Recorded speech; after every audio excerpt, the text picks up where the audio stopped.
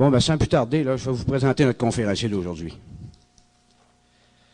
Le docteur Pierre Gilbert est chiropraticien depuis 1962 et auteur du livre « La santé totale ». Ex-professeur du Nouvel Âge et de yoga, il a été aussi recherchiste sur le sujet des ovnis pendant près de 15 ans. Il est membre du Canadian Intelligence Service et membre de divers groupes, de divers organismes internationaux. Conférencier sur divers sujets, son cœur se tournera davantage sur l'exposition et la dénonciation des superstructures politiques qui régissent ce monde. A donné des conférences dans 3 universités et 2 grands cégeps. Il est conférencier eschatologique depuis près de 10 ans. Puis, il est invité pour l'Europe en 1996. C'est un grand honneur pour moi de vous présenter, mesdames et messieurs. Je vous demande de l'acclamer chaleureusement, le docteur Pierre Gilbert.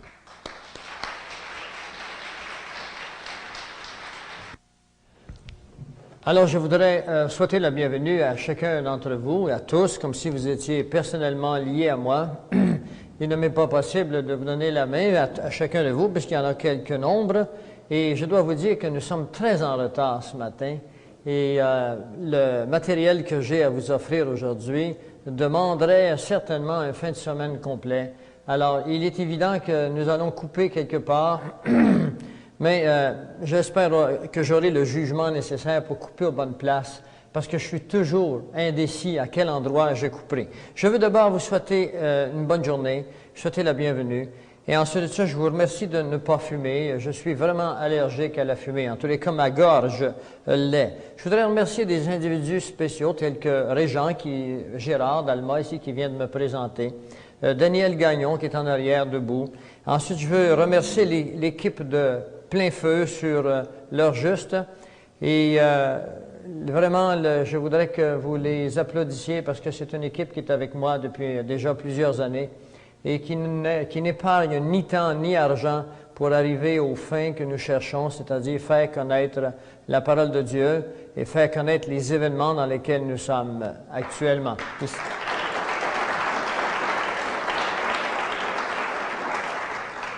Les 2 personnages dont je viens de mentionner, c'est Isabelle Bérubé, qui est ici en avant, et Luc Gagné, qui est à la caméra, évidemment, qui fait le travail derrière la caméra, mais qui n'est jamais en avant. Alors, c'est ça, le travail de l'inconnu. Et moi, je fais la vedette en avant, mais ne vous en faites pas, je n'ai pas du tout l'intention de jouer à la vedette. Tout ce que je veux faire, c'est vous apporter un message qui, sans le fait d'accepter de jouer à la vedette, ne viendrait pas à vos oreilles. Alors, je vais vous demander une disposition spéciale aujourd'hui, parce que la plupart d'entre vous allez entendre des choses auxquelles vous n'êtes pas habitués.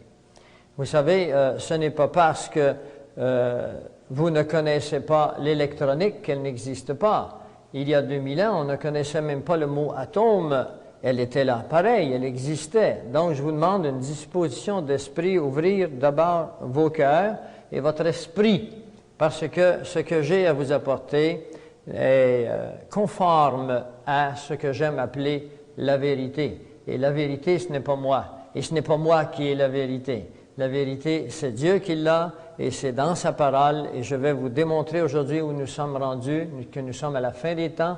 Je voudrais ouvrir vos cœurs, mais je vais vous expliquer que nous ne sommes pas, comme les gens le croient, à la fin du monde.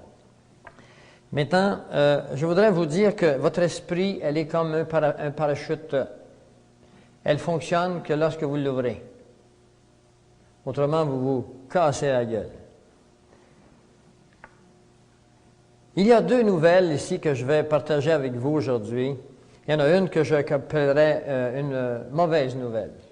Il y a, mesdames et messieurs, des problèmes incroyables qui viennent sur cette planète, sur l'humanité.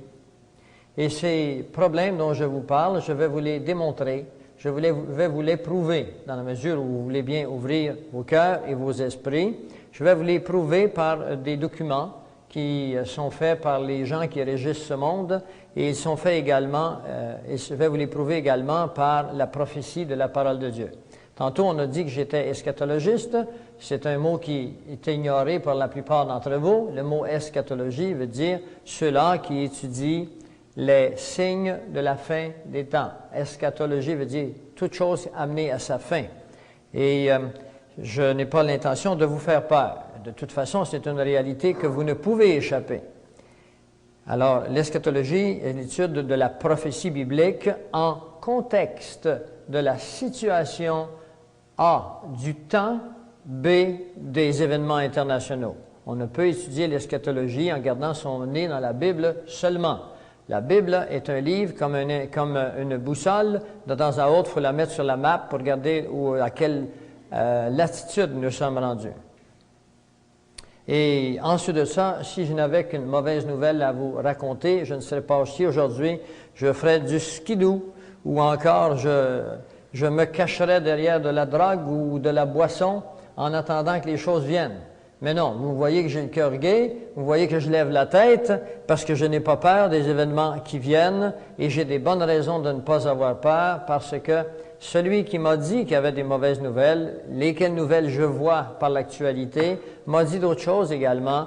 Il m'a dit que bientôt, il arriverait un événement extraordinaire sur la planète Terre, une très bonne nouvelle, et je vais vous inviter, je vais vous montrer comment y participer à cette bonne nouvelle. Encore une fois, si vous ouvrez votre parachute, parce que toute l'humanité est en chute libre.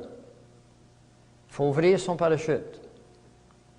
Je voudrais également, avant de commencer cette conférence, vous signaler que nous ne sommes pas une religion.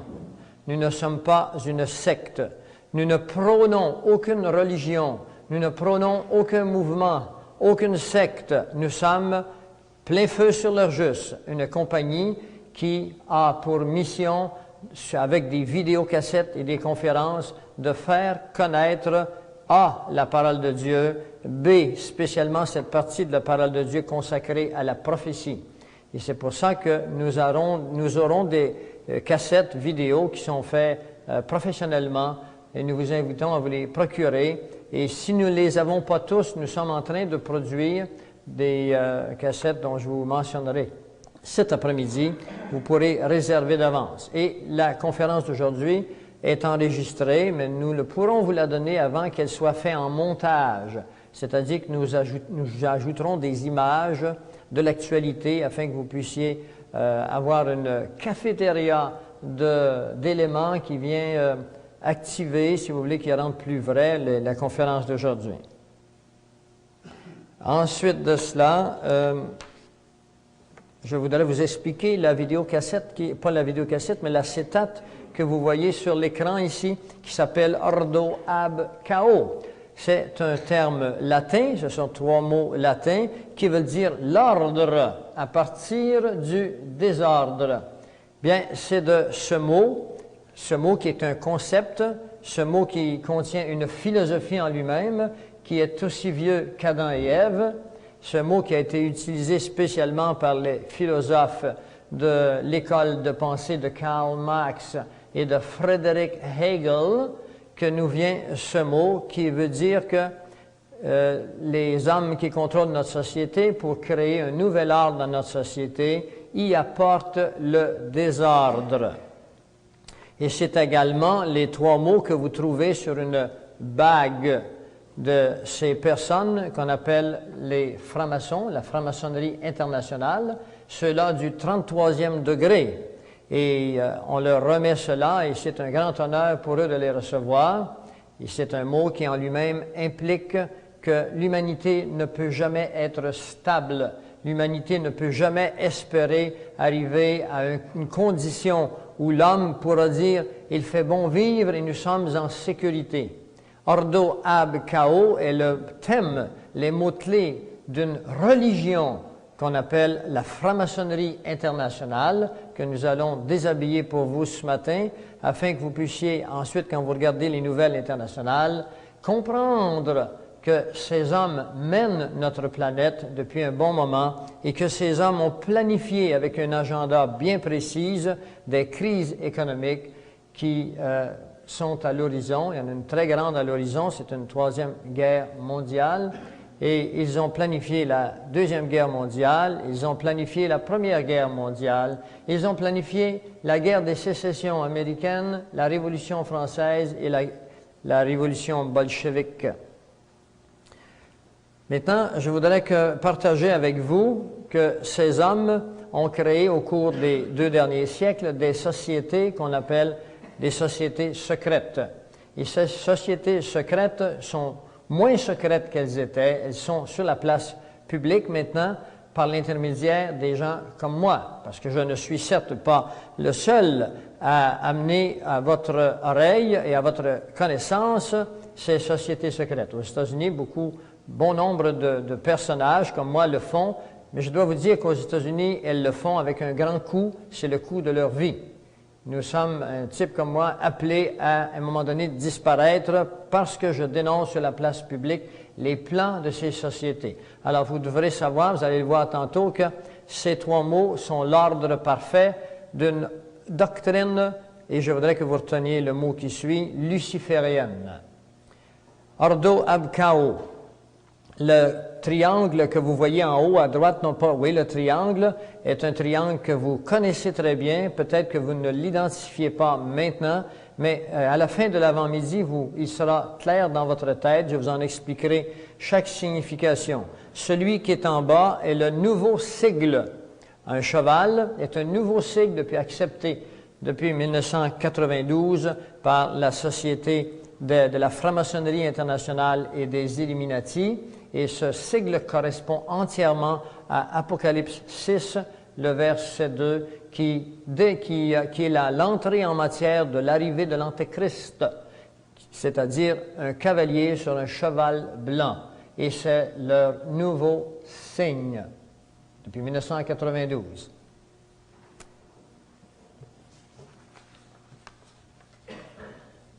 Maintenant, je vais exposer pour vous les sociétés secrètes. Premièrement, il existe une société secrète qui s'appelle les Illuminati. Les Illuminati, c'est une organisation qui est là depuis 2 siècles déjà et qui mène le monde actuellement. Et ce matin, je vais vous faire comprendre qui ils sont. La deuxième société secrète au monde, c'est la franc-maçonnerie internationale. La franc-maçonnerie internationale est composée d'environ 5 à 6 millions d'hommes qui sont en poste. Aucun d'eux n'est dans la rue. Ils ont les postes clés de notre monde, spécialement ceux qui ont conquis le 30e degré. La troisième section des sociétés secrètes s'appelle les Bilderberger. Et le mot Bilderberger vient d'une ville qui existe en Hollande, à Bilderberg, où eut lieu en 1957 la première réunion des Bilderberger. Et leur plan, leur fonction, c'est d'amener le contrôle financier global dans notre société au niveau d'une organisation de contrôle total afin d'appauvrir les populations de la Terre, afin de rendre l'Amérique du Nord un pays entièrement communiste. Quatrièmement, le CFR, en anglais, que nous appelons en français le Conseil des relations étrangères. Ce sont des mots que j'apporte à votre attention parce que tantôt nous allons vous les faire comprendre. Nous allons faire de l'anatomie. Et finalement, non pas finalement, mais la 5e grande société secrète s'appelle la Commission trilatérale. Si vous écoutez les nouvelles américaines, spécialement une émission américaine qui s'appelle Learer Hour, c'est une émission avec des meilleurs journalistes américains et régulièrement il y a là des gens de la Commission trilatérale et du CFR. 6e, la Société des Skull and Bone de Yale University. Cette société comprend des grands hommes, enfin, nous pouvons nous asseoir et qualifier le mot grand ici, des hommes connus, des hommes politiques, tels que M. George Bush. C'en est un, entre autres. Et finalement, la Société des Rose-Croix, aussi appelée Rosicrucian, dont la plupart de leurs membres ne savent pas dans quoi ils sont. Vous parlez à un ex-Rose-Croix, Rosicrucian. Maintenant, je voudrais, avant de commencer, et nous sommes en retard, je vous le dis d'avance, vous placer avant toute chose quelques déclarations de personnalités connues dans le monde. C'est les déclarations dont vous voyez actuellement sur l'acétate. Je voudrais que ce soit clair entre nous parce qu'il n'y a pas que des gens dans la salle qui écoutent mon discours. Il y a également des cassettes ici qui sont enregistrées et qui iront dans différents pays francophones. Eh bien, nous ne sommes pas nécessairement d'accord avec les déclarations des personnes qui sont là. Nous ne sommes pas toujours en désaccord non plus. Ce que je veux vous montrer, ce sont des déclarations de personnalités connues afin de vous situer dans le contexte, afin que vous compreniez que la production de l'heure juste, plein feu sur l'heure juste, n'invente pas des choses. Nous ne faisons que les scruter, les analyser et vous vous rapporter. Alors, la première déclaration est de Jean-Paul II. Voici ce que déclare Jean-Paul II. Il nous dit, vers la fin de cette décennie, ceci a été fait en 1992, nous vivrons le premier gouvernement mondial à exister dans la Société des Nations. Un gouvernement avec l'autorité absolue de décider toutes les issues de la vie humaine. Alors, c'est une déclaration qui vous montre que Jean-Paul II sait ce qui s'en vient. Et malheureusement, il ne donne pas les détails. Et puis, je vais vous les donner, les détails, aujourd'hui. Et c'est pour ça que je veux qu'immédiatement, vous puissiez commencer à penser, à prendre votre main droite, puis aller chercher une poignée qui est située en avant de votre poitrine, ou en arrière un peu, qui s'appelle le cœur. Mais imaginez que c'est une poignée qui tire un cordon pour que votre parachute s'ouvre. Ouvrez votre esprit. Si vous n'ouvrez pas votre esprit, vous ne pourrez pas comprendre. Et vous êtes appelés à comprendre. La parole de Dieu nous dit, à la fin des temps, ceux qui sont intelligents seront sauvés. Voulez-vous être intelligent? Le mot intelligence, dans le contexte ici, ne parle pas de quotient intellectuel. Il parle d'information. Voulez-vous être informé? Le mot intelligent, dans certains endroits dans la parole de Dieu, est associé au contexte de information. Moi, je fais partie, par exemple, du Canadian Intelligence Service, service d'information canadienne. Il y en a qui font partie de la CIA, Central Intelligence Agency, agence d'information centrale. C'est la même chose, ce sont des informations. Et cette déclaration est placée dans The Keys of This Blood. C'est un livre qui a été écrit par Malachi Martin, qui est un jésuite, qui a interrogé le pape et fut un conseiller des 3 derniers papes. Maintenant, la deuxième déclaration, elle est écrite par George Bush. Aujourd'hui, un nouvel ordre mondial est à naître, un monde très différent de celui que nous avons connu. Alors, si vous espérez encore qu'après l'an 2000, vous vivrez dans un monde comme nous avons vécu jusqu'à date, bien, laissez-moi vous dire que j'ai des nouvelles pour vous. Vous êtes dans l'erreur. Le monde de la démocratie, le monde de la possibilité, de l'espérance d'une vie terrestre tranquille est terminé. Et nous allons vous le démontrer aujourd'hui. Mais ne vous en faites pas. Il y a un autre monde qui s'apprête à naître. Lui, il est vraiment tranquille. Et lui, il est vraiment extraordinaire. Je vais vous inviter comment y prendre part. La troisième déclaration, nous sommes reconnaissants au New York Times, The Washington Post, The Time Magazine et à plusieurs autres dont les directeurs ont assisté à nos réunions et ont respecté les promesses de discrétion, c'est-à-dire de silence, pendant presque 40 ans. Il aurait été impossible pour nous de développer nos plans pour le monde si nous avions été soumis à la lumière de la publicité durant ces années. Il s'agit de David Rockefeller. Qui est David Rockefeller? Vous allez l'apprendre qui il est ce matin, David Rockefeller. Vous connaissez certainement les familles Rockefeller américaines. Ce sont eux qui mènent sur l'Amérique du Nord. Eh bien, je voudrais que vous saisissiez le sens de cette phrase. On est en train de dire ici que les grands journaux, les grands magazines, les grands médias d'information ne vous donneront jamais la vérité des nouvelles. Ne croyez pas qu'en écoutant la télévision, vous sachez vraiment ce qui se passe, parce qu'ils sont sous le contrôle de ces sociétés secrètes dont le grand maître est David Rockefeller. 4. L'âge des nations doit prendre fin. C'est assez fort, ça? Êtes-vous capable d'ouvrir vos oreilles? Avez-vous envie de mettre la main sur la poignée, là, tranquillement, puis tirer? Commencez-vous à avoir envie de tirer la corde, là? C'est pas moi qui parle, là. Je vous donne des citations. L'âge des nations doit prendre fin. Eh bien, nous vivons dans une nation, ce que je sache. Ça s'appelle le Canada, les nations ici. L'autre côté des lignes, il y a les États-Unis d'Amérique. Ma fille, moi, elle demeure en France. Et c'est une nation. L'âge des nations est terminé. Les souverainetés des gouvernements doivent être amenées sous un seul gouvernement auquel ils doivent abandonner leurs armes. Nous allons vous montrer que M. John F. Kennedy, en 1961, avec le décret de loi 87-297, a vendu les États-Unis d'Amérique aux Nations unies.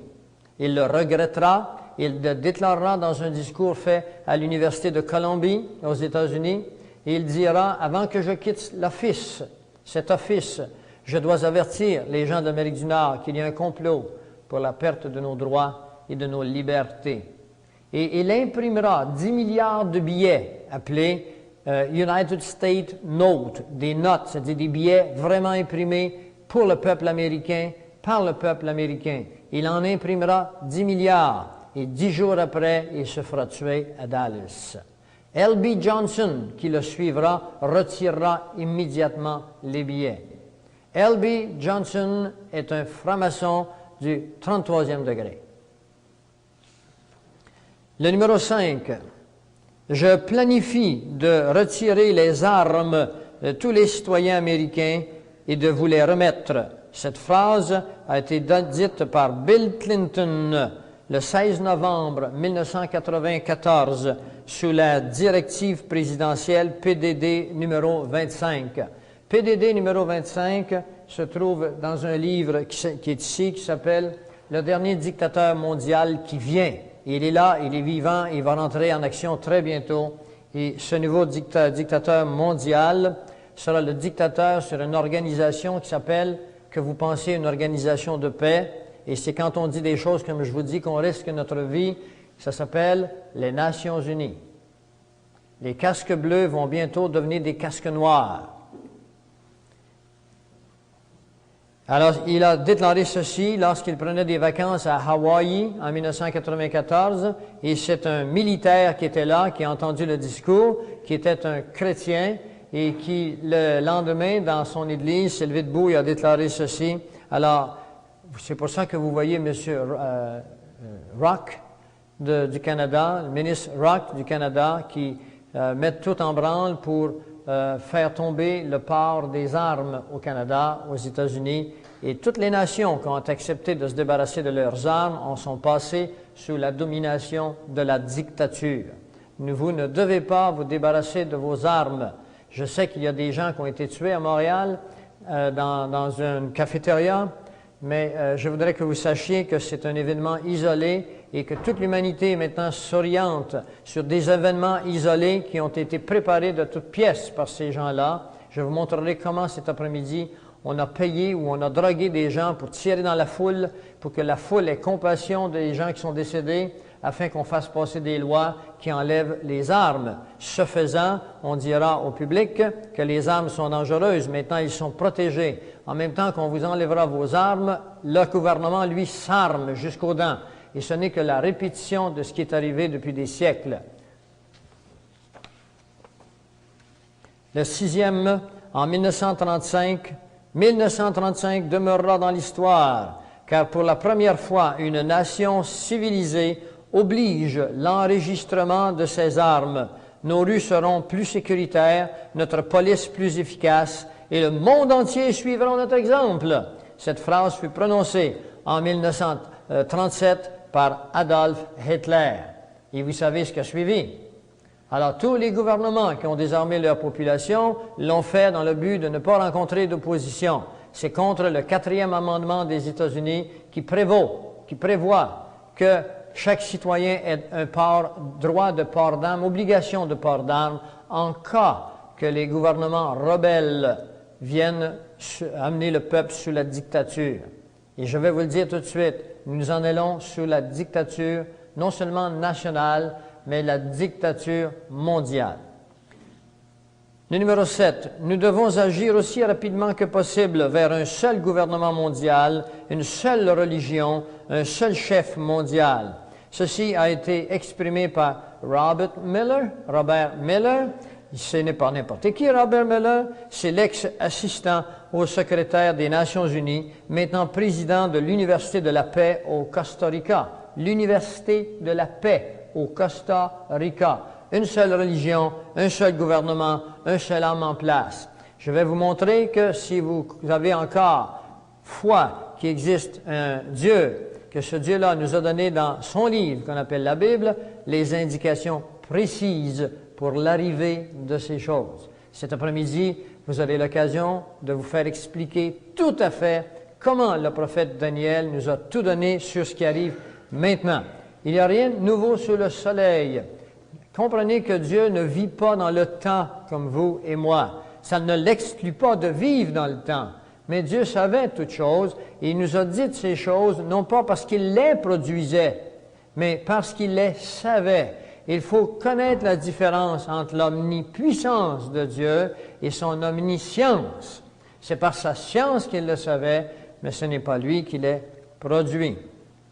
Le numéro 8, laissez-moi émettre et contrôler la monnaie d'une nation, et je me fous de ceux qui font ces lois, SES et CES. Laissez-moi émettre, contrôler la monnaie d'une nation, et c'est ce qui nous est arrivé. Le gouvernement canadien, le gouvernement américain ne contrôle plus sa monnaie, ni son argent, ni ses biens. Ils ont été vendus par des politiciens crapuleux en 1913. Et depuis 1913, vous et moi avons perdu notre vraie liberté. Nous vivons dans un des pays le plus d'abondance au monde et la pauvreté s'est installée chez nous d'une façon progressive et irréversible. Aujourd'hui, nous ne toucherons pas à ce sujet parce que ce sujet est 5 heures juste en lui-même. Mais dans une cassette que nous allons imprimer en décembre, je l'espère, nous vous révélerons comment les sociétés secrètes se sont emparées de notre monde sans l'usage des armes par le système bancaire et nous ont réduits à l'esclavage, vous et moi. Vous allez le voir en cours de route. Finalement, le numéro 9, nos institutions bancaires. Ceci a été dit, le numéro 8, par le baron Nathan Rothschild. Et le baron Rothschild a dit ces paroles en 1950 à Ottawa devant le Parlement canadien. Et le Parlement canadien n'a jamais réagi, n'a jamais compris ce qu'il fallait faire. Actuellement, le premier ministre du Canada ne contrôle pas la monnaie et l'économie de notre pays. Il doit faire appel à la Banque du Canada, à non pas M. Crowe, mais le nouveau président de la Banque du Canada, son nom m'échappe, s'il va remonter les taux d'intérêt ou s'il va les baisser. Comment pouvez-vous administrer un pays quand vous devez demander à l'autre qu'est-ce qu'il va faire le matin avec les taux d'intérêt? Si nous étions vraiment premier ministre de l'administration d'un pays, vous devez également y contrôler sa monnaie et son argent et ses intérêts. Alors, tout ceci a été vendu à une organisation internationale qu'on appelle les banquiers internationaux. Et la Banque du Canada, mes amis, contrairement à ce que vous avez cru, n'appartient pas au Canada. La Banque fédérale de réserve américaine, contrairement à ce que les Américains ont toujours cru, n'appartient pas aux Américains. Ces deux banques appartiennent à la Banque de France, à la Banque d'Angleterre, à la Banque de Francfort. Elle appartient aux banquiers internationaux sous la juridiction des Rothschild, des Rockefeller, des Milner, de JP Morgan et d'un groupe spécial d'hommes, dont 10 familles qui contrôlent le monde. Je ne veux pas m'embarquer trop sur ce sujet aujourd'hui, sur la partie des sociétés secrètes, mais je voudrais que tranquillement vous tiriez la main de plus en plus sur votre parachute. Il faut que vous compreniez pourquoi qu'on a une dette semblable au Canada, pourquoi qu'on s'en va vers la pauvreté, pourquoi qu'on ferme des hôpitaux, pourquoi qu'on a de plus en plus de suicides, pourquoi les gens deviennent de plus en plus sans loi et sans foi. Tout ceci a été organisé pour produire le thème d'une philosophie qui s'appelle Ordo ab Chaos. Et le dernier, finalement, les États-Unis doivent être forcés à s'abandonner à l'autorité de la Banque mondiale afin de progresser vers le nouvel ordre mondial. Ceci a été écrit par Félix Rohatyn, qui est un membre du CFR, ou ce que je vous ai dit tantôt, le Conseil des relations étrangères dont nous allons déshabiller ce matin. Eh bien, ce n'était que l'entrée en matière. Vous étiez dans le portique. Si vous avez froid un peu, je vous invite maintenant à entrer. Je voudrais vraiment commencer ma conférence maintenant.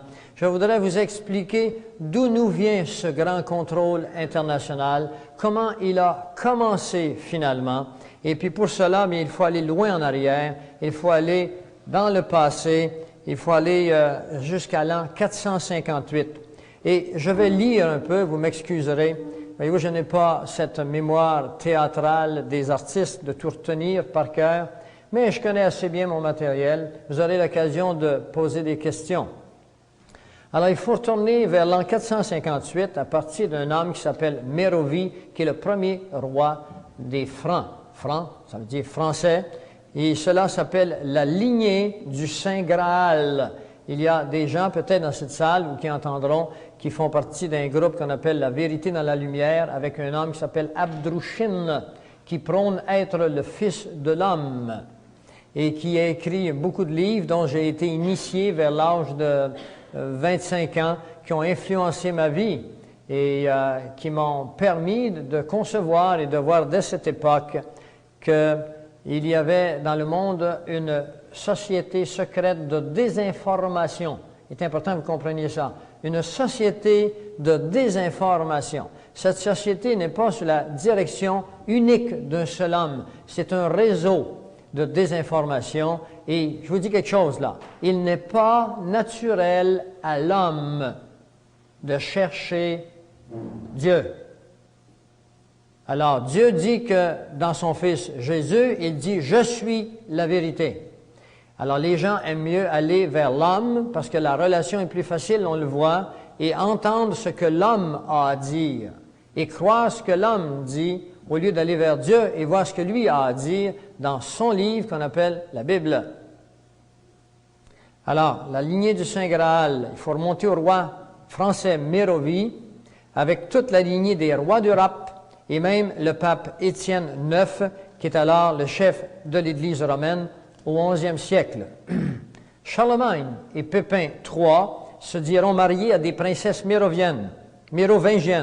Le roi français Philippe Auguste II, le fils de Louis VII, capturera le duché d'Anjou et le passera à la dynastie des Habsbourg, qui mène encore sur l'Europe actuellement, et ainsi se continuera cette lignée à travers l'Europe. Les croisades du 11e au 16e siècle joueront un rôle important pour cette lignée de sang. Je dois vous avertir immédiatement qu'il y aura dans la conférence de ce matin une progression vers des événements qui vous toucheront de plus en plus. Vous devez aller dans les racines. Si vous comprenez les racines, vous comprendrez les feuilles de l'arbre. Plusieurs croisades furent françaises et eurent pour mission la liberté de la Terre sainte des musulmans. En l'an 1061 de notre ère, Geoffroy de Bouillon conquit Jérusalem. Il déclarera être de la lignée de David et il créera une société secrète appelée l'Ordre de Sion, appelée aujourd'hui les Prieurs de Sion. Elle fut fondée en l'an 1089, changea de nom. Dans les années à venir, Geoffroy de Bouillon et son groupe secret établiront des plans pour réaliser leurs objectifs. Ouvrez vos oreilles parce que vous verrez que les objectifs de Geoffroy de Bouillon sont les mêmes que les sociétés secrètes d'aujourd'hui. Et je vais vous les révéler, leurs objectifs, et vous allez les voir après, et vous allez comprendre ce qui arrive. Pourquoi qu'il y a une si grande dette au Canada, pourquoi on ne respecte plus de valeurs. En 1118, Hugues de Payne créera les Chevaliers Templiers. Et là, je viens de penser un mot qui sonne aux oreilles de plusieurs. Les Chevaliers Templiers. Et ils placeront Baudouin de Renaud, frère de Geoffroy, le premier grand maître. Ils adopteront la marque mérovingienne comme leur emblème, c'est-à-dire une croix rouge que vous voyez ici sur l'écran, qui demeure encore la croix rouge d'aujourd'hui. Quel était maintenant le but exposé de ces chevaliers? Parce que toute organisation secrète doit avoir une couverture où le public qui ne connaît pas pense qu'ils font du bien, eux. Alors, quelles étaient leurs façons de passer inaperçus? Eh bien, ils disaient qu'ils étaient là pour surveiller les routes de Jérusalem pour les pèlerins qui s'y rendaient de tous les peuples.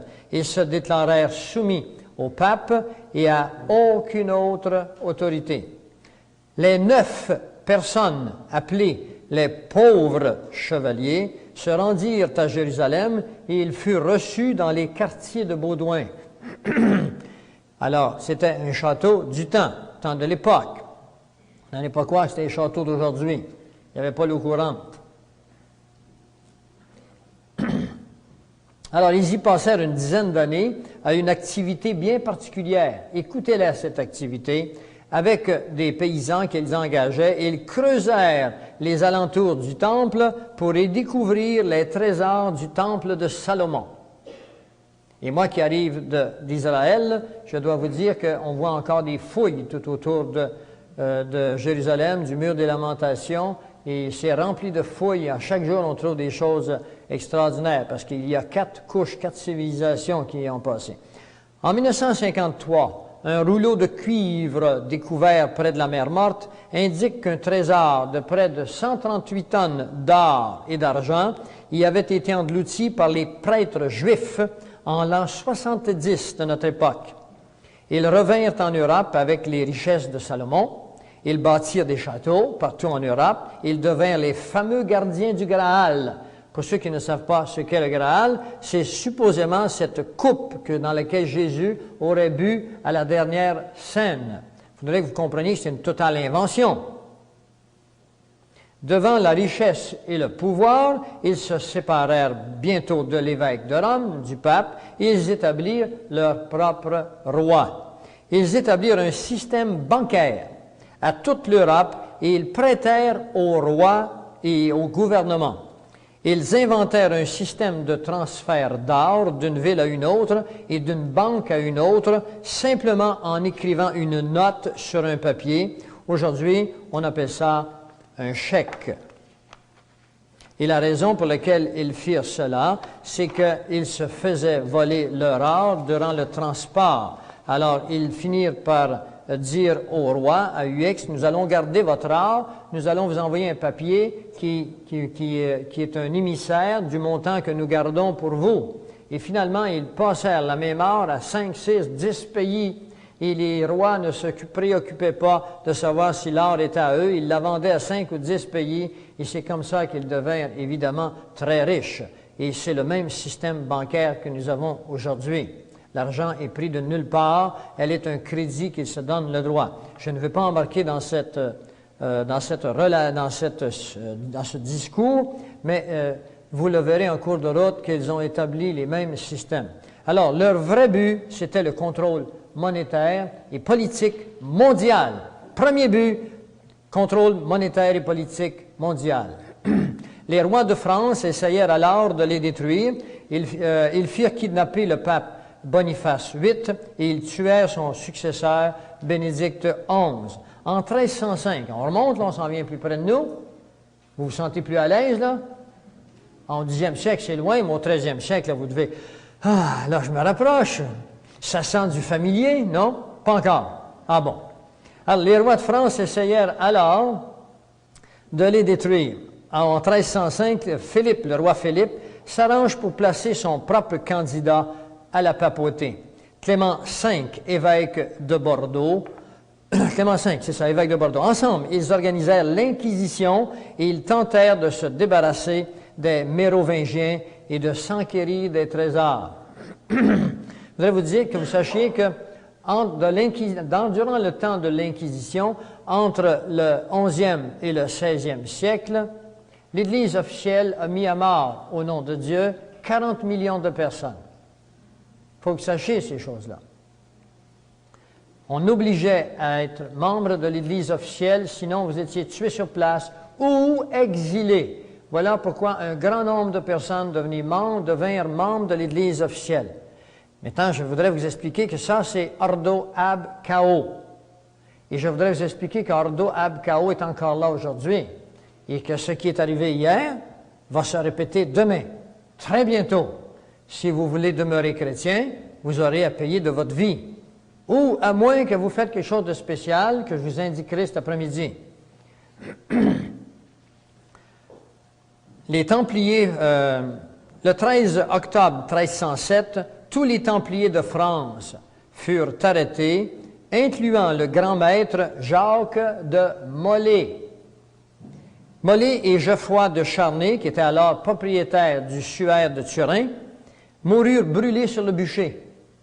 Les Templiers français avaient un refuge en Écosse qui s'appelle maintenant le rite écossais. Au temps de la Révolution française, on voit les Templiers comme des architectes. Alors aujourd'hui, quand vous parlez aux jeunes, vous leur parlez de Batman, hein, ils pensent vraiment que c'est un grand justicier. Puis, bon, mais au temps de la Révolution française, 1789, quand on parlait aux gens des Templiers, alors ils les voyaient comme des grands architectes, des mages, des sages, des supermen. Ils étaient regardés comme des héros et des mystiques. C'est qu'à l'époque, l'imprimerie commençait à peine, et l'imprimerie arrive en 1453 avec Gutenberg, mais on n'est pas imaginé que c'était l'imprimerie d'aujourd'hui. Alors, les journaux étaient assez restreints et les illettrés étaient en grand nombre. La mort de Molay, de Jacques de Molay, aux mains du roi Philippe, ne fut jamais oubliée. Durant la Révolution française, comme au moment, si vous voulez, où la tête de Louis XVI tombe de la guillotine, un homme s'approche de l'échafaud, il plonge sa main dans le sang du roi, il se la secoue autour de lui et il s'écrie publiquement « Jacques de Molay, tu es vengé ». Et c'est à ce point que Molay était demeuré dans l'histoire des gens de l'époque.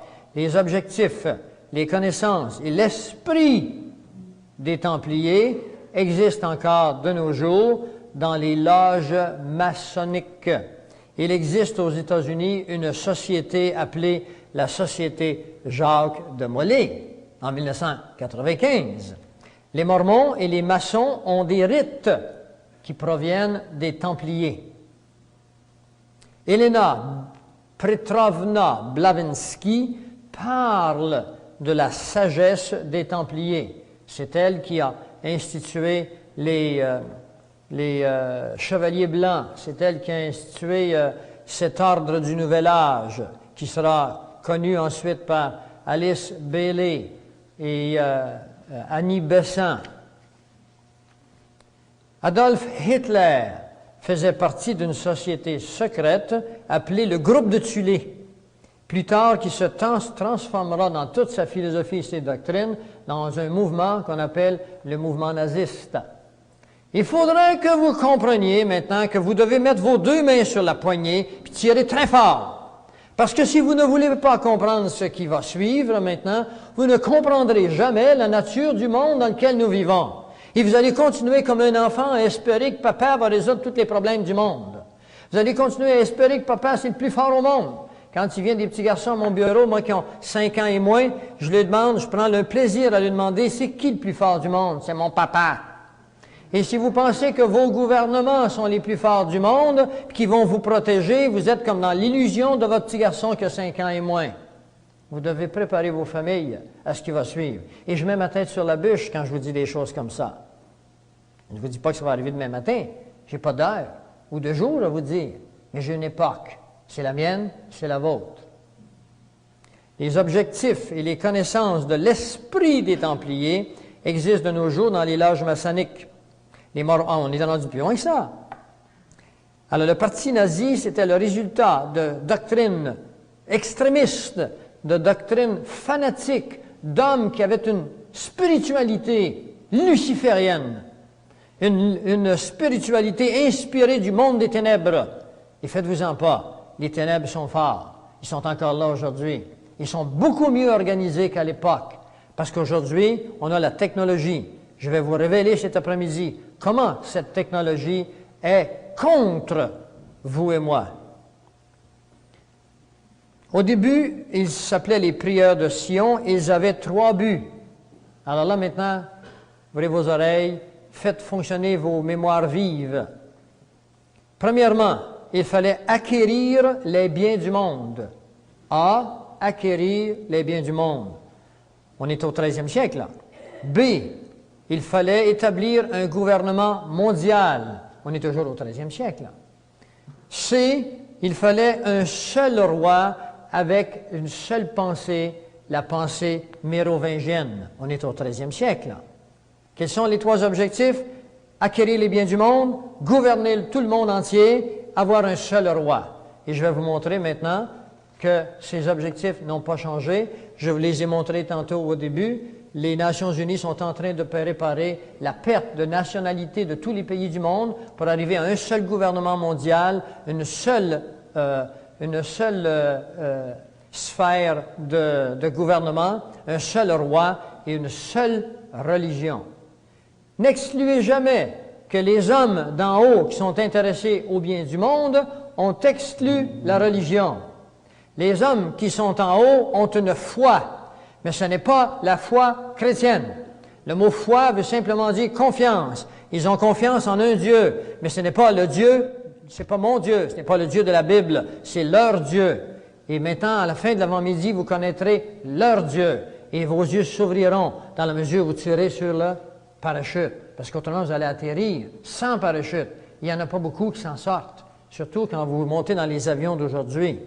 Et si vous atterrissez sur les Laurentides, vous atterrissez dans la mer à 50 000 à l'heure, c'est pas aussi mal que sur le roc.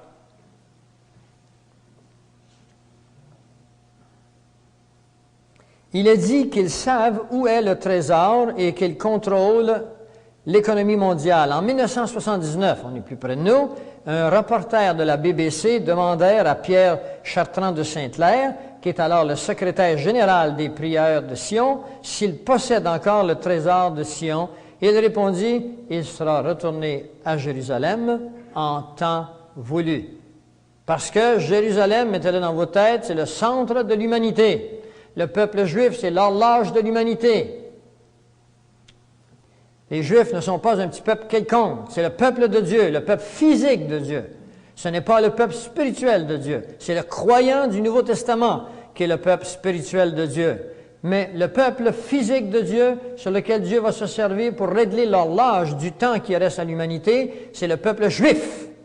Et cet après-midi, je vais vous révéler, je vais vous décoder comment on peut comprendre ces choses. Alors, en 1903, on présenta au tsar de Russie un document qui s'appelle le Protocole des sages de Sion. Le tsar déclara outrageux et provoquant et demanda qu'il soit détruit. En 1919, on le distribuera aux troupes russes qui assassinèrent 60 000 Juifs rendus coupables de la Révolution. Les Juifs ont toujours été le bouc émissaire de tout ce qui n'allait pas dans le monde. Au 13e siècle, lorsqu'il y a eu la peste noire en Europe, eh bien, les rois ont mis dehors tous les Juifs. Et 25 millions de personnes qui moururent en Europe à cette époque. Et il y avait environ 100 millions de personnes en Europe. C'est tout ce qu'il y avait à cette époque. Et le quart sont morts de la peste et ont mis les Juifs dehors du pays. Et là, j'aurais beaucoup de choses à vous dire, mais je passe. Parce que ça...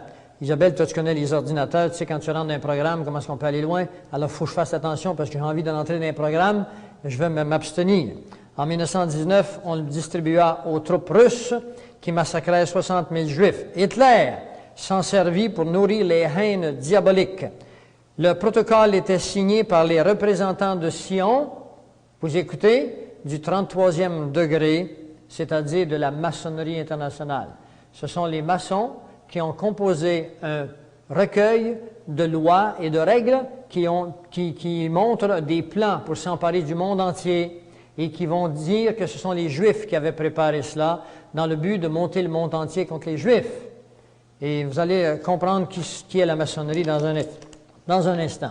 Il y a un siècle, une grande statue fut bâtie par un Français du nom d'Auguste Bartholdi.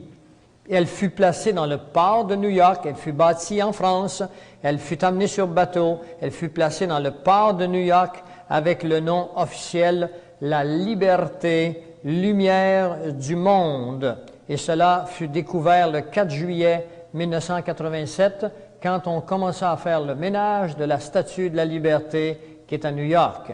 Je voudrais que vous sachiez que la liberté, lumière du monde, est un thème franc-maçonnique, parce que la Bible nous dit que Jésus est la lumière du monde et non pas la liberté. Parce que ces hommes ont, dans un rite, dans un rituel, accepté de se soustraire, de nier complètement le christianisme et de nier Jésus-Christ.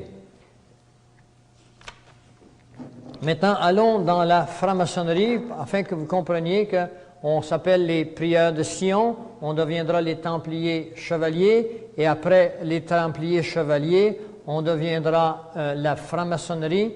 La franc-maçonnerie aura d'autres noms qui s'appelleront la Ligue des Nations plus tard, et la Ligue des Nations changera son nom pour devenir le CFR, la Commission trilatérale de 1973.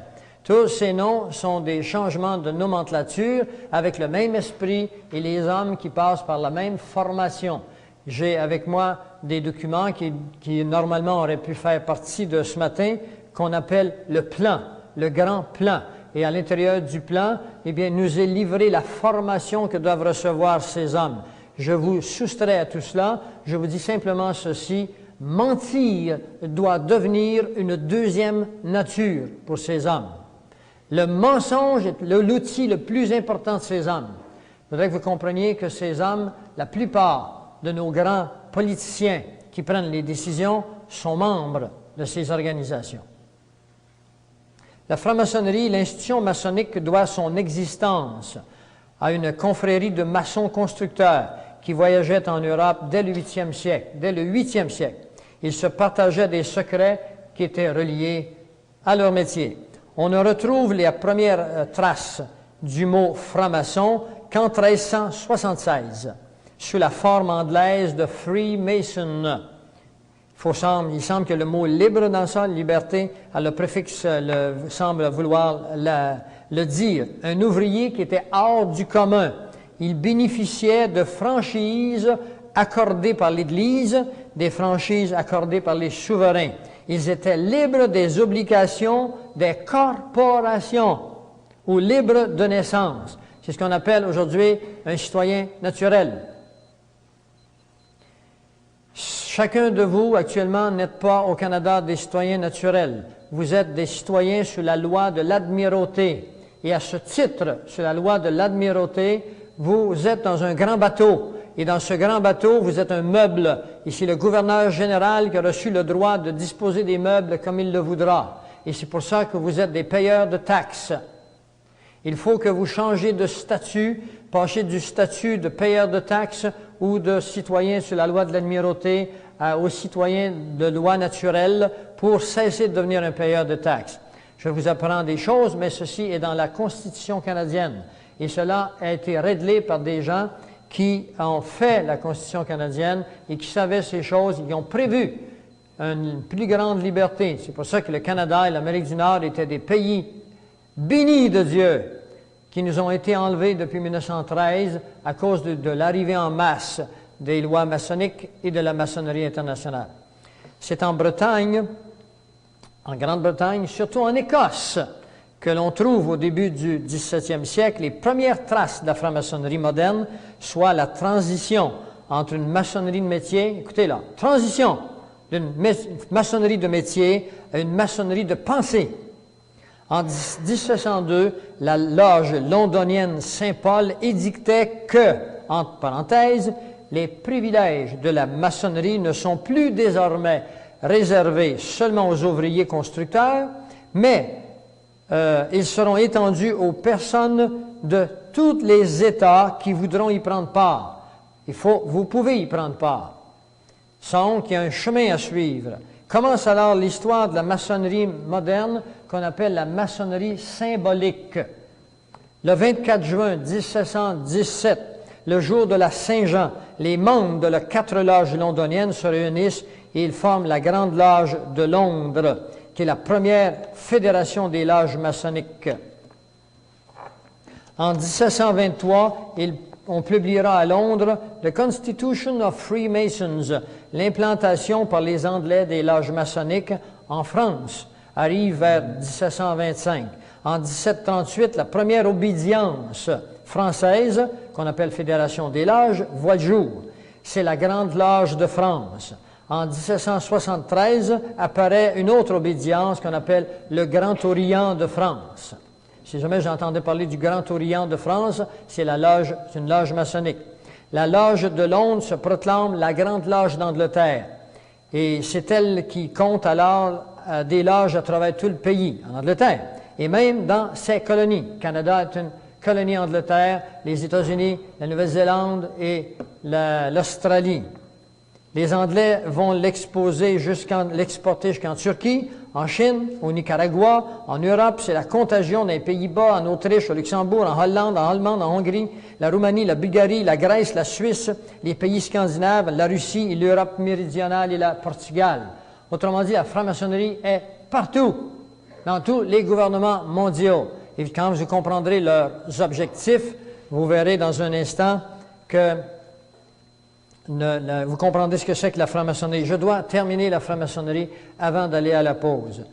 La franc-maçonnerie compte différents rituels. Au nombre des rites d'usage d'aujourd'hui, on trouve le rite écossais le plus accepté. Alors, le rite maçonnique écossais est le plus accepté au monde et contient entre 5 à 6 millions de personnes. Il est né en France au début du 18e siècle. Le rite écossais rectifié remonte au 18e siècle. Il y en a d'autres, je les passe parce que nous sommes trop en retard. Vous m'aviez qu'arrivé avant. Publiquement, cette société se veut une organisation philanthropique. Vous n'avez pas entendu, là, vous avez ri. Je peux faire des faces, mais je ne suis pas obligé de rire. Publiquement, écoutez bien, publiquement, cette société se veut une société philanthropique. Messieurs, dames, il faut que vous vous déshabilliez de votre naïveté. Nous sommes naturellement naïfs.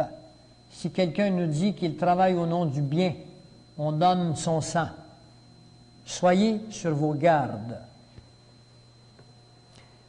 C'est-à-dire qu'ils étaient axés sur les bonnes œuvres et ils prônent des valeurs justes et des valeurs morales. Mais dans les faits, il en est tout autrement.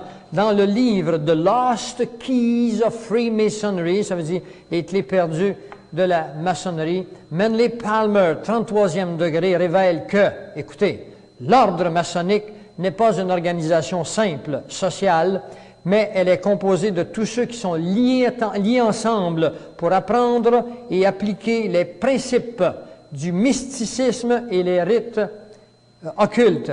Les francs-maçons sont des druides. Oh là là! Les francs-maçons sont des druides de nos jours, écrit Albert Churchward, un franc-maçon du 33e degré. Hutchinson nous dit que la franc-maçonnerie a emprunté plus de doctrines et de cérémonies des druides qu'elle en a pris ailleurs. Ben oui, mais ça ne vous dit rien si vous ne savez pas ce qu'est un druide. Eh bien, les druides, c'était des prêtres occultes qui adoraient plusieurs dieux, qui pratiquaient l'astrologie et qui offraient des sacrifices humains. Et là, vous allez commencer à comprendre que les guerres ont été instituées par ces grands prêtres dans le but de faire couler beaucoup de sang pour rendre hommage à leur Dieu. Le vrai visage de la maçonnerie n'est révélé qu'aux initiés du très haut niveau. Les francs-maçons du 20e degré ne connaissent rien de tout ça. C'est une farce monumentale. C'est des cours de sociologie, de protection entre eux, jusqu'au 30e degré. Au 30e degré, l'initiation doit se faire en reniant Jésus, en reniant la Bible et en donnant sa vie à Lucifer. Le vrai visage de la maçonnerie n'est révélé qu'aux initiés. William Hurst, un haut dignitaire des loges, écrit ceci, l'initiation maçonnique. Pour ceux qui désirent simplement une organisation sociale, un peu de cérémonie pittoresque, c'est une bonne occasion pour eux. Mais la maçonnerie ne sera jamais plus qu'une formalité pour eux, parce que comme elle a toujours été pour beaucoup de gens. Et eux-mêmes resteront toujours, on parle des maçons qui précèdent le 30e degré, resteront toujours dans l'ignorance de la signification et de son but et de ses grandes possibilités. Albert Pike, dans son livre Morale et dogme, des anciens rythmes rituels écossais, écrit en page 819, « Une partie des symboles y sont divulgués à l'initié, mais ce dernier est intentionnellement induit en erreur. On ne veut pas qu'ils comprennent. Ils ne sont pas encore assez engagés, ils n'ont pas fait les preuves. Leur vraie explication est réservée aux adeptes et aux princes de la maçonnerie. Il nous dit ceci dans ce livre qui fut préparé pour le Conseil suprême des États-Unis. La Bible, dit-il, avec toutes les allégories qu'elle contient, la Bible n'a aucune allégorie, n'exprime que d'une manière incomplète et voilée, disent-ils, la science religieuse des Hébreux. La vraie philosophie secrète et traditionnelle ne fut écrite que plus tard sous des voiles encore moins transparents. Ainsi naquit une seconde Bible inconnue des chrétiens, ou plutôt incomprise par eux. 3 points. Toutes les vraies religions dogmatiques sont issues, tombez pas dans l'erreur, disent-ils, de la Kabbale, et elles y retournent. Toutes les associations maçonniques lui doivent leurs secrets et leurs symboles. Mes amis, vous avez à la télévision communautaire, dernièrement, un groupe de personnes avec la présidence de M. François Bibeau, un homme qui s'appelle Van de Ban, qui répand la doctrine de la Kabbale. Si vous écoutez le canal 13 ou le canal dans vos municipalités, cet homme enseigne la Kabbale telle qu'elle est là. Et je suis allé à cette émission à Drummondville qui a passé à travers la province. Et puis, j'ai expliqué où nous étions dans le temps. Et maintenant, il est difficile pour nous d'aller dans des postes de télévision communautaire ou à la radio pour apporter la vérité. Mais ces hommes entrent à volonté. Et vos propres enfants, vous-même, vous êtes à journée longue balayés par cette science, disent-ils, qu'est la Kabbale, où Dieu est exclu. Vous êtes, selon eux, propriétaire de votre destin. L'homme n'est pas propriétaire de son destin. Si vous croyez ça, vous êtes dans le nouvel âge. Vous êtes dans la pensée kabbalistique luciférienne.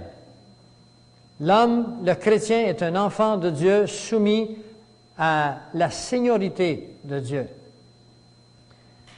C'est curieux qu'en 2 Corinthiens 4, le verset 2 nous dit ceci. « Nous rejetons les choses honteuses qui se font en secret. Nous n'avons point une conduite astucieuse. » Alors que ces gens ont des conduites astucieuses, je veux que vous compreniez le contraste.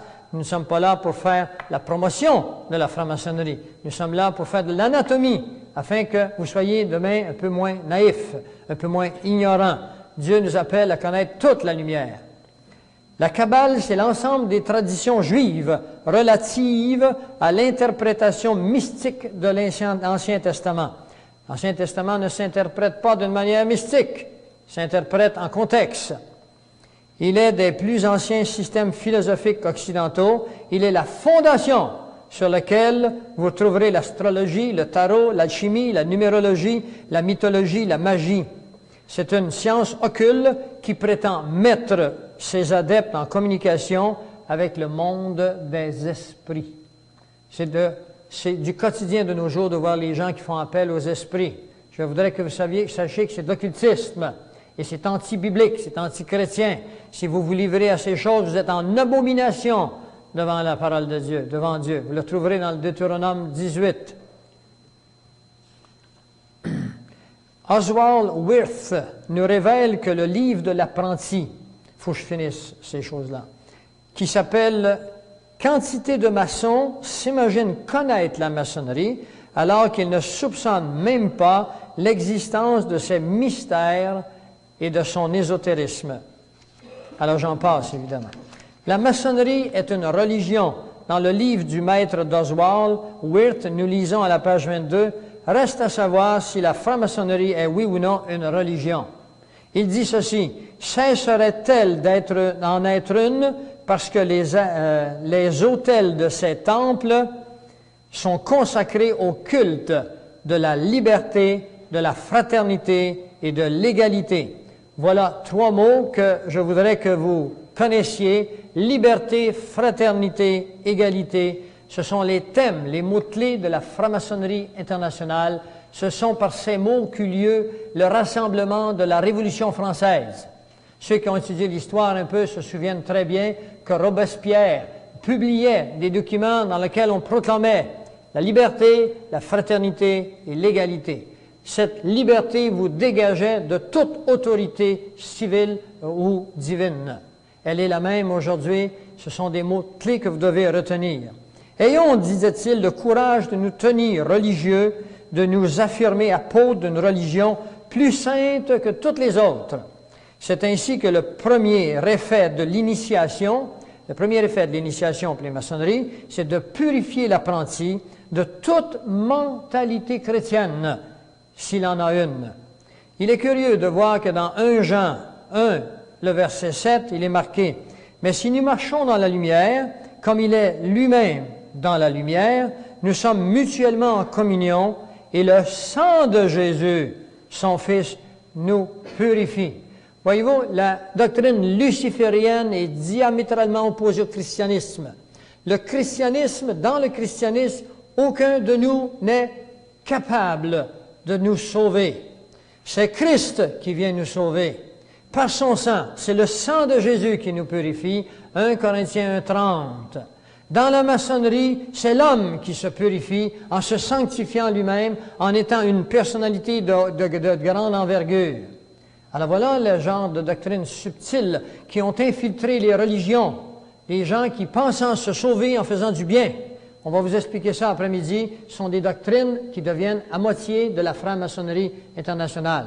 Vous ne pouvez pas être sauvé parce que vous êtes bon, parce que vous faites du bien, parce que vous avez souffert. On va voir ça après-midi. C'est contraire à l'enseignement chrétien. L'homme ne va pas vers Dieu, c'est Dieu qui vient vers l'homme. L'homme est incapable de se sauver, c'est Dieu qui vient le chercher. Vous n'avez qu'une chose à faire. Après-midi, on vous dira ça. Dans le livre « Une loge révèle, maçonnerie ou initiation », nous retrouvons la citation suivante. « Notre initiation, nos rituels, nos symboles remontent à l'Égypte ancienne. » Alors voilà où vous commencez à comprendre la racine de ces mots. C'est pour ça que la Bible nous parle souvent de l'Égypte comme étant ce qu'il y a de plus païen. Et ces doctrines viennent de l'Égypte. Ils viennent de l'Égypte ancienne en ce qui concerne la forme symbolique, mais ils sont antérieurs et existent depuis que l'homme est apparu sur terre. Depuis, surtout, on n'a pas beaucoup de connaissances de l'homme préalablement au déluge. On a le prophète Enoch qui est là, on a la Genèse qui nous en parle, mais comment étaient les sociétés secrètes de cette époque? On le sait en fonction de la pensée luciférienne qui existe depuis que l'homme fut tenté par Lucifer. Eh bien, il faut retourner à Babylone avec Nimrod pour comprendre que Nimrod eut les mêmes pensées que Mérovie, que les Templiers, que la Ligue des Nations, que les Nations Unies. La Ligue des Nations et les Nations Unies, c'est un même mot qu'ils ont viré à l'envers parce que la Ligue des Nations a été rejetée par le Congrès américain en 1923. Alors, il fallait revenir à la charge, mais sous un autre nom. 1945, à la fin de la guerre, on créera les Nations Unies. En Égypte, les confréries des bâtisseurs jouaient un rôle prédominant. Pharaon lui-même était un maître d'œuvre. Ils avaient des choses secrètes qu'on appelle la langue sacrée, la science des symboles, le déchiffrement des lois créatrices, l'astrologie, la magie, l'alchimie, pour ne citer que quelques-unes. Alors, je vous en passe ici parce que nous sommes très en retard, vous n'êtes pas arrivés à temps. Je vais vous le dire jusqu'à demain matin. Albert Pike est un grand pontife de la franc-maçonnerie universelle du 33e degré. C'est le grand prêtre de l'Église satanique qui déclarera le 14 juillet 1889 ce que nous devons dire à la foule. Il ne dit pas cela aux francs-maçons du 10e, 20e, 29e degré. Il faut commencer au 31e degré. Voici ce qu'il leur dit. Ce que nous devons dire à la foule, c'est que nous adorons un Dieu, mais que le Dieu que nous adorons est sans superstition. À vous, grands inspecteurs et généraux souverains, nous disons ceci pour que vous puissiez le répéter aux frères du 32, 31, 30e degré, la religion maçonnique devrait être pour nous tous initiés de haut degré, maintenue dans la pureté de la doctrine luciférienne.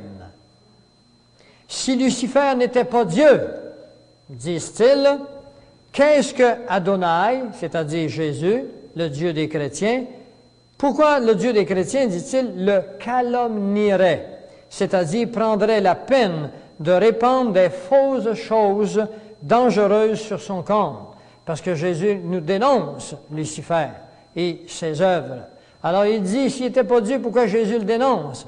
Et c'est là que naîtra Ardo, Ab, Chaos, que vous retrouvez toutes sortes de formes, entre autres le sigle de l'acupuncture, par exemple, qui est comme un S avec un noir avec un blanc à l'intérieur et un S blanc avec un noir à l'intérieur, qui veut dire que le bien et le mal sont intrinsèquement liés, le positif et le négatif, le yin et le yang. Ce sont des signes de Ardo, Ab, Chaos luciférien. Il y en a beaucoup d'autres, on va vous en montrer tantôt. Alors, il dit, cette déclaration fut faite à l'époque au 23 suprême Conseil du monde. Dans 1 Jean, au verset 1, il dit, au commencement était la parole était avec Dieu. Puis dans 1 Jean 14, et la parole a été faite chair, elle a habité parmi nous, pleine de vérité, pleine de grâce. Alors, il est question ici qu'il n'y a pas de ténèbres en Dieu. Alors que croit que les ténèbres et la lumière sont intrinsèquement liés. Dieu et Lucifer sont eux-mêmes. Et c'est pour ça qu'une des grandes doctrines du mouvement luciférien, c'est celui-ci, il en est en haut comme il en est en bas. Vous avez déjà entendu cette phrase-là? Ceci veut dire que Dieu et Lucifer sont mêlés, sont le même. Le grand Albert Pike, le général Albert Pike, considéré comme l'un des plus grands francs-maçons, a écrit le livre « Morale et dogme ». Jusqu'à récemment, ce livre était donné aux francs-maçons initiés. Dans un circulaire franc-maçon, il est écrit à propos de Pike, « Il n'y a pas d'homme plus pur et plus noble qui s'est tenu à l'autel de la franc-maçonnerie.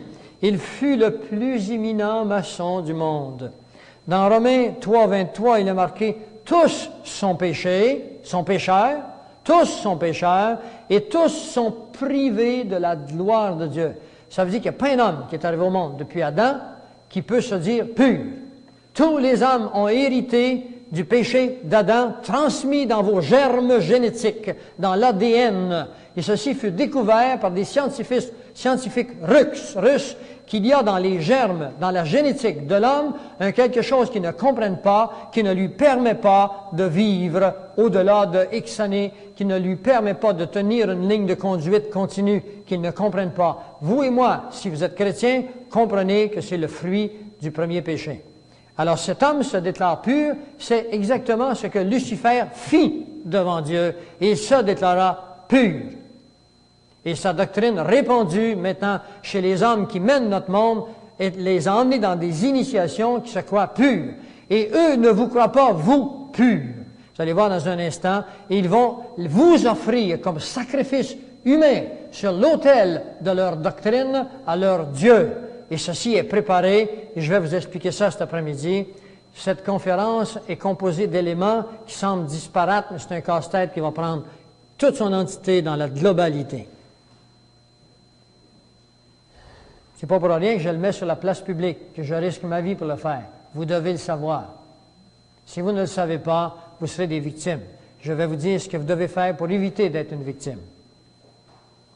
Pike a écrit quelques-uns des rituels et les a réécrits pour les degrés du 4e au 33e degré.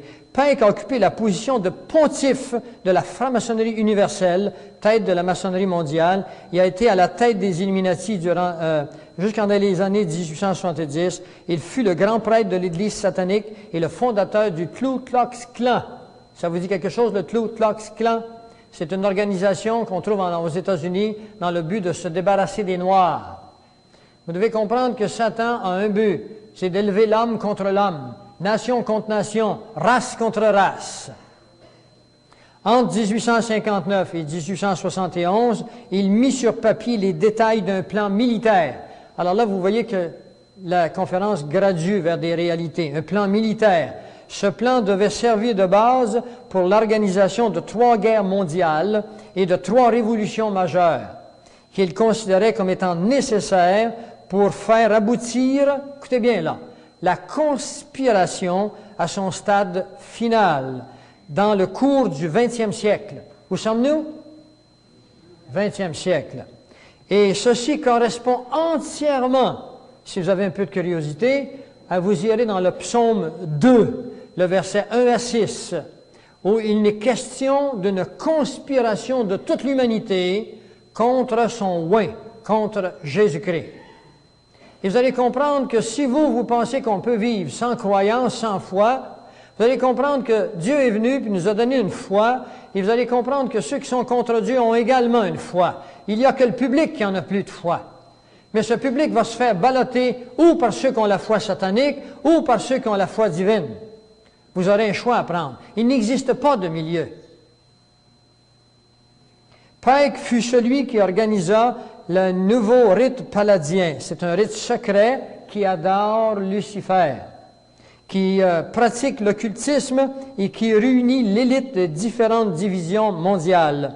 Lorsque les Illuminati et les loges du Grand Orient devinrent suspects à cause des activités révolutionnaires de Mazzini en Europe, il y en a qui connaissent l'histoire de Mazzini, il établit 3 conseils suprêmes. L'un est situé à Charleston, en Caroline du Sud, un autre à Rome et un dernier à Berlin, en Allemagne. Par la suite, il fit établir par Mazzini 23 conseils suprêmes. Ces endroits furent des quartiers généraux, des points centraux secrets du mouvement révolutionnaire mondial depuis lors. Mais avant l'invention de la radio par Marconi, des scientifiques eux-mêmes, des Illuminati, avaient mis sur pied un tel système pour Pike et les chefs directeurs, qui faisaient partie du conseil, qui leur permettait de communiquer secrètement entre eux. Ce que je suis en train de vous dire ici, c'est quand Pike était là avec son groupe, ils avaient déjà la science à leur pouvoir, avant que le public ait cette science qu'est la radio, puis ils se communiquaient des événements, ils les faisaient arriver dans différents endroits du monde, et les gens se demandaient comment ça se faisait que ça arrivait ensemble. C'est que les sociétés secrètes, eux, se communiquaient entre eux par la science qui existait, qui était cachée au public. Vous devriez comprendre que nous avons la même similitude aujourd'hui. Nous pensons, nous, public, que nous avons, parce qu'on connaît les ordinateurs, on connaît ainsi de suite, que nous avons la science de notre côté. Sachez que les Illuminati mondiaux, qui sont les grands que je vous révélerai cet après-midi, ont une science énormément plus avancée que toutes celles que vous connaissez, qu'il a été révélée par Lucifer lui-même, afin de s'emparer de la planète dans un proche avenir. C'est le même monde qui se répète. Ce fut la découverte de ces communications secrètes qui permirent à des officiers d'intelligence de comprendre les événements qui, en apparence, étaient sans lien entre eux, qui prenaient place en même temps. Le plan de Pike pour provoquer les guerres, les révolutions, était simple. Il requérait que le communisme, le nazisme, le sionisme politique, ainsi que d'autres mouvements internationaux, soient organisés et utilisés pour fomenter 3 guerres globales et 3 révolutions majeures. La Première Guerre mondiale devait se faire pour permettre aux Illuminati de renverser le pouvoir des tsars en Russie et de faire de ce pays le château fort du communiste athéiste. Les différences entre les Britanniques et les empires allemands furent mises en évidence et exagérées par, écoutez bien le nom, des agents espions qu'on appellera des agentures. Mettez ceci dans votre vocabulaire, des agentures. Les agentures des Illuminati qui sont partout aujourd'hui dans notre monde politique, afin d'être utilisées pour fomenter ces guerres. Une fois la guerre terminée, ordo ab chaos, le communisme devait être érigé en vue de détruire d'autres gouvernements et affaiblir le christianisme. La Deuxième Guerre mondiale, 39-45, pour sa part, devait se faire... Là, j'avais envie d'aller dans une chambre, dans mon ordinateur, pour vous parler de la Première Guerre mondiale, vous parler qu'est-ce qu'ils ont fait, les tsars de Russie, ainsi de suite. Je passe. Si on est en retard, vous êtes arrivé en retard, on continue. La Deuxième Guerre mondiale devait, pour sa part, se faire à partir de l'exagération des différences qui existaient entre les fascistes et les sionistes politiques. Alors, on met beaucoup d'importance sur un mouvement plus que sur une autre, puis on crée ainsi des tensions, et quand les tensions sont prises, on crée un événement, on met le feu aux poudres, puis la guerre prend. C'est comme ça qu'on peut faire prendre des choses. Il y a des gens qui ont cette capacité, quand ils arrivent entre deux personnes qui normalement sont en paix, et un troisième arrive, et tout le monde se chicane. Ils ont cette capacité de mettre le feu aux poudres. Eh bien, il y a longtemps qu'ils savent ça, eux. Cette guerre devait se faire de telle sorte que le nazisme y serait détruit au profit de l'accroissement de la force politique sioniste. Ce qui, par conséquent, devait permettre à Pike, selon le plan de Pike, écrit dans la moitié du 19e siècle, l'établissement de l'État d'Israël en Palestine. Durant cette même guerre, le communisme international devait, de son côté, s'accroître de manière à devenir aussi fort que les nations chrétiennes réunies. Alors, ils l'ont essayé, ils l'ont fait pendant 70 ans avec Staline. Et cet après-midi, nous verrons avec un diagramme au tableau, nous verrons comment Staline était payé par les banquiers internationaux. Comment Adolf Hitler a reçu 5 ou 7 millions de dollars pour fomenter la Deuxième Guerre mondiale. Comment Mein Kampf, le livre qui a été écrit en soi-disant en prison par Adolf Hitler, fut écrit par les Illuminati et un jésuite dans le but d'arriver à faire la Deuxième Guerre mondiale. Quand je dis un jésuite, je ne veux pas dire que tous les jésuites sont comme ça. Je veux simplement dire que c'était un jésuite. On peut être traître au sein de quelque chose qui a une formation qui se veut autrement. On se servira, par exemple, de Pierre Teilhard de Chardin, qui est un jésuite, pour fomenter la pensée de l'évolutionnisme, qui est un des pères de l'évolution qui est antichrétien. Nous avons été créés et non évolués. Durant cette même guerre, le communisme... C'est bon. Alors, le communisme devait être retenu pendant un petit bout de temps, tout en étant gardé en échec jusqu'au jour où il devait servir. Alors, ouvrez grand vos oreilles. Il y a une cassette ici, je pense, Isabelle, qui va là. Pour la réalisation du cataclysme social final. Le cataclysme social final. Et c'est un mot que je vais vous retenir. Le cataclysme social final. Mes amis, nous entrons à grands pas dans la troisième phase de Pike. Nous entrons bientôt dans un cataclysme social final. Mais ne vous en faites pas, n'ayez pas peur, j'ai une bonne nouvelle pour vous. Je ne suis pas ici que vous apporter de mauvaises nouvelles. Je vais vous dire comment vous soustraire au cataclysme social final. Quelqu'un pourra-t-il dire ici, par exemple, que le président Roosevelt des États-Unis et le premier ministre Churchill de Grande-Bretagne, tous les deux francs-maçons, se concertèrent pour mettre en application une telle politique. Peut-être que je l'oublierai cet après-midi, mais un mois avant que les Japonais attaquent Pearl Harbor en 1945, oui, sachez que Dwight Eisenhower connaissait que les Japonais allaient attaquer Pearl Harbor. Il n'est pas intervenu, et c'était le général de l'époque. Qui était Eisenhower? C'était un franc-maçon du 33e degré. La Troisième Guerre mondiale, elle fut pensée pour se faire à partir de l'exagération des différences mises en évidence par les agentures, les agents espions des Illuminati et existants entre le sionisme politique et Israël et les chefs du monde musulman. Oh là là! Si vous connaissez un peu les événements, vous devez bien savoir qu'Israël est sur le point de se faire attaquer de tous bords et de tous côtés par les factions musulmanes. Et ceci a été préparé par Pike il y a déjà plus d'un siècle. Leur plan suit une coordonnée bien précise. Pourquoi? Parce que leur plan n'est pas un plan d'homme, c'est un plan luciférien. Satan existe, mes amis, puis il est encore présent, même si les hommes meurent. Lui a un plan, puis il le transmet, son plan. Et les chefs musulmans, d'après les plans écrits en 1859 et 1861, cette guerre devait être dirigée de manière à ce que l'islam, le monde arabe, incluant le mahométisme et le sionisme politique, incluant Israël, par conséquent les États-Unis, se détruiraient l'un et l'autre pendant qu'au même moment, les nations qui resteraient et divisées les uns contre l'autre, mais sur l'issue de cette guerre, seraient forcées de se battre entre elles jusqu'à un état complet d'épuisement moral, spirituel et économique. Nous allons voir cet après-midi comment la Bible, le prophète Daniel, nous révèle ces événements avec beaucoup de précision. Je vous montre le côté des sociétés secrètes qui ont programmé ces événements et je vous montre comment Dieu nous a dit qu'il le ferait et je vais vous montrer que Dieu va intervenir. Sinon, ce serait la fin de tout.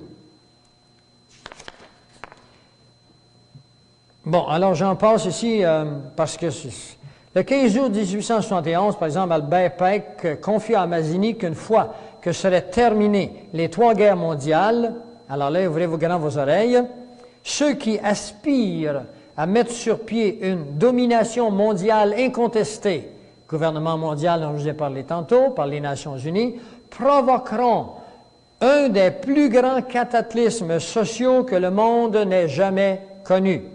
Que le monde n'ait jamais connu. Vous comprenez là? Domination mondiale incontestée. Matthieu 24, 21 nous dit « Car alors, la détresse sera si grande qu'il n'y en a point eu de pareil depuis le commencement du monde jusqu'à présent et qu'il n'y en aura jamais. » Quand la Bible nous dit des choses, c'est mieux d'y croire. Toutes les prophéties de la Bible se sont réalisées au jour. La Bible nous dit que nous en allons vers une détresse telle que l'humanité n'en a jamais connue. Les Illuminati ont mis sur pied, je viens de vous le lire tantôt, une domination mondiale incontestée, provoquant un cataclysme social tel que le monde n'en a jamais connu. C'est quasiment textuel.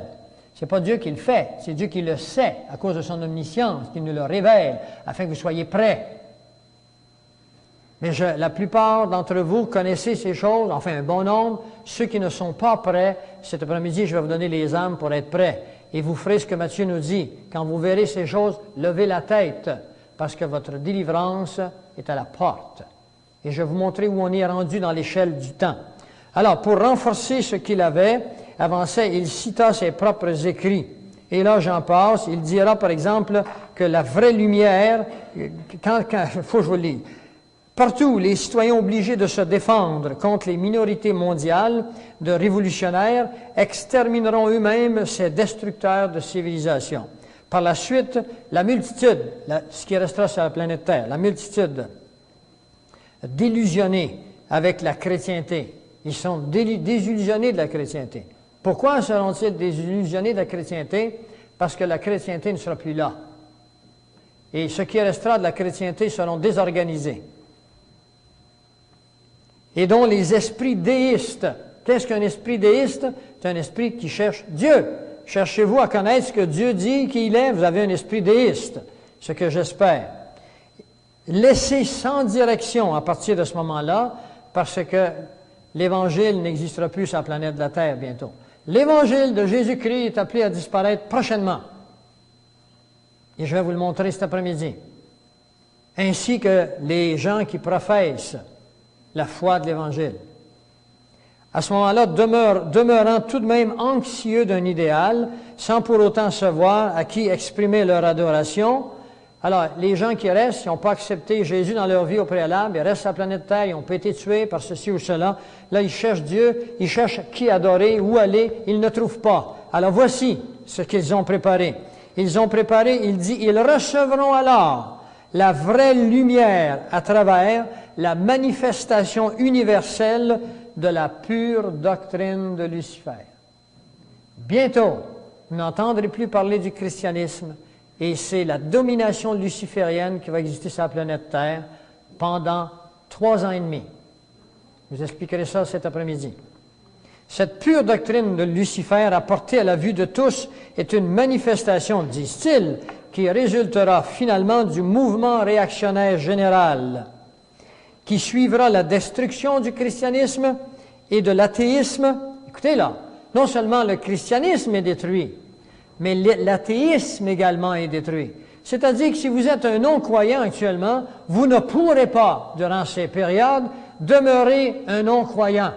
Vous allez être obligé de prêter serment d'allégeance à Lucifer. par l'intermédiaire d'un système électronique qui est déjà en place. Si vous pensez que ce système est à venir, alors là, vous vous trompez. Le système dont je parle ici est complètement en place. Ils attendent le jour J. Alors, les deux conquis et l'athéiste, les deux conquis et exterminés en même temps. Alors, l'athéiste sera exterminé, tout le monde devra croire, mais pas nécessairement à la religion, à la foi chrétienne, mais à la foi luciférienne. On en passe, et maintenant, il faut aller un petit peu aux Illuminati, et ensuite on va aux symboles. Que sont les Illuminati? Adam Weishaupt, c'est un franc-maçon, c'est un professeur spécialisé dans l'enseignement de droit canonique, avait reçu le christianisme pour embraser l'idéologie luciférienne pendant qu'il enseignait à l'université de Ingolstadt en Bavière dans les années 70. En 70, écoutez ce qu'on va faire, on va prendre 10 minutes maintenant, et puis on va continuer ça juste après.